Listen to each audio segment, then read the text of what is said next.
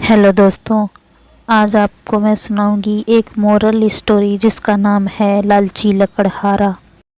सोहनपुर गांव में रामलाल नाम का एक लकड़हारा रहता था। वो अपनी जीविका चलाने के लिए गांव के पास के ही जंगल में रोज लकड़ियां चुनता और उन्हें बेचकर कुछ पैसे कमा लेता था। इसी तरह उसका गुजारा चल रहा था। कुछ दिनों के बाद रामलाल की शादी हो गई। उसकी पत्नी बड़ी खर्चीली थी, इसलिए अब उतनी लकड़ियों को बेचकर घर चलाना मुश्किल हो गया था। ऊपर से रामलाल की पत्नी कभी नए कपड़े खरीदने के लिए तो कभी किसी दूसरी चीज़ों के लिए रामलाल से बार बार पैसे मांगती थी। अगर पैसे ना मिले तो रूठ जाती थी। रामलाल अपनी पत्नी से बहुत प्यार करता था, इसलिए उसकी नाराज़गी वो बर्दाश्त नहीं कर पाता था। रामलाल ने ठान लिया कि वो अब ज़्यादा लकड़ियाँ इकट्ठा करके बेचेगा ताकि उसकी पत्नी को रोज़ रोज़ पैसों की कमी ना हो। पत्नी की इच्छा पूरी करने के लिए आज रामलाल घने जंगल तक चला गया और बहुत सारी लकड़ियाँ चुनकर बाजार में बेच दी। ज़्यादा लकड़ियों के ज़्यादा पैसे मिले तो खुश होकर रामलाल ने सारे पैसे अपनी पत्नी को दे दिए। अब रोज़ रामलाल ऐसा ही करने लगा।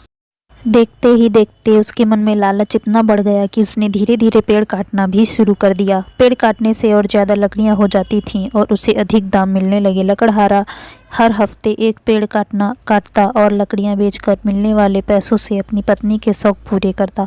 अब पैसे ज़्यादा आ रहे थे तो घर भी अच्छे से चल रहा था। धीरे धीरे रामलाल ने पैसों को जुए में लगाना शुरू कर दिया। जुआ खेलने की लत ऐसी लगी कि रामलाल एक मोटी रकम इसमें हार गया। अब इस रकम को चुकाने के लिए रामलाल ने एक दो मोटे मोटे पेड़ काटने का फैसला लिया। जैसे ही रामलाल ने जंगल में जाकर अपनी कुल्हाड़ी को एक बड़े से पेड़ पर चलाने की कोशिश की तो उस पर पेड़ की टहनी ने हमला कर दिया। रामलाल चौंक गया। फिर उसे पेड़ की एक टहनी ने लपेट लिया। रामलाल कुछ समझ नहीं पाया कि यह सब क्या हो रहा है। तभी पेड़ से आवाज़ आई, मूर्ख, तू अपने लालच के चक्कर में मुझे काट रहा है। तू सारे पैसे जुए में लुटा देता है और फिर के पैसे लौटाने के लिए पेड़ काटने आ जाता है।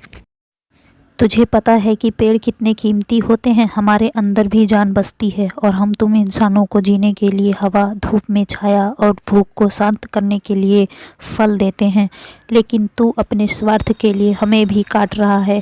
पेड़ ने कहा, आज तू रुक, यही कुल्हाड़ी मैं अब तेरे ऊपर चलाऊंगी। पेड़ की टहनी कुल्हाड़ी से रामलाल पर वार करने ही वाली थी कि वह गिड़गिड़ाने लगा। उसने माफ़ी मांगते हुए कहा, मुझसे गलती हुई है, लेकिन मुझे सुधरने का एक मौका दो। अगर आप मुझे मार दोगी तो मेरी पत्नी का क्या होगा? वो अकेली पड़ जाएगी। आज से मैं किसी पेड़ को नहीं काटूंगा, यह प्रण लेता हूँ। यह सब सुनकर पेड़ को रामलाल के ऊपर दया आ गई। उसने रामलाल को छोड़ दिया। छूटते ही रामलाल भागकर अपने घर गया और पैसों के लालच में ना आने का संकल्प ले लिया। कहानी से सीख, लालच में आकर पर्यावरण के साथ खिलवाड़ नहीं करना चाहिए। हमें ऑक्सीजन पेड़ से ही मिलती है, इन्हें काटकर हम खुद अपने जीवन में संकट को ला रहे हैं।